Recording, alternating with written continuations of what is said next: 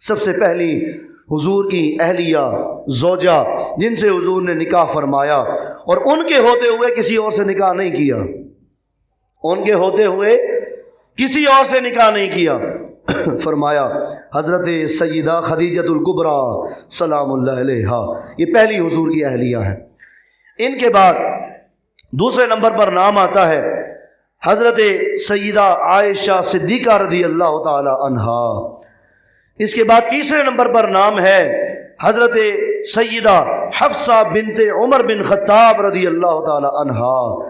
چوتھے نمبر پر نام ہے حضرت ام حبیبہ بنت ابی سفیان بن حرب رضی اللہ تعالی عنہا۔ پانچویں نمبر پر حضرت سیدہ ام سلمہ بنت ابی امیہ رضی اللہ تعالی عنہا۔ چھٹے نمبر پر حضرت سیدہ سودا بنت زمعہ رضی اللہ تعالی عنہا۔ یہ 6 ازواج خاندان قریش سے تعلق رکھتی ہیں، یہ ساری قریشی خواتین ہیں، خاندان عالی شان خاندان سے تعلق رکھتی ہیں۔ اس کے بعد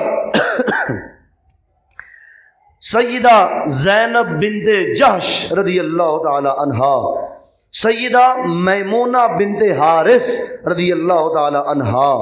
اس کے بعد ہے سیدہ زینب بنت خزیمہ رضی اللہ تعالی عنہا۔ اس کے بعد ہے حضرت سیدہ جویریہ بنت الحارث الخزاعیہ رضی اللہ تعالی عنہا، اور آخر میں ہے حضرت سیدہ صفیہ بنت حیی بن اخطب رضی اللہ تعالی عنہا۔ اور ایک حضور کی باندی ہے حضرت سیدہ ماریہ قبطیہ سلام اللہ علیہا۔ یہ حضور علیہ الصلوۃ والسلام کی ازواج اور آپ کی وہ ایک کنیز ہیں جن کا ہم نے آپ کے سامنے ذکر کر دیا ہے۔ یہ وہ ہستیاں ہیں جن کا اللہ رب العالمین نے قرآن میں خود ذکر فرمایا ہے۔ ان کی شان و عظمت میں یہی جملہ کافی ہے کہ اے نبی کی بیویو، تم جہان کی دوسری عورتوں کی طرح نہیں ہو، کوئی جہان کی عورت تمہاری برابری کر سکتی نہیں ہے۔ اتنا جملہ ہی بندے کے لیے کافی ہوتا ہے۔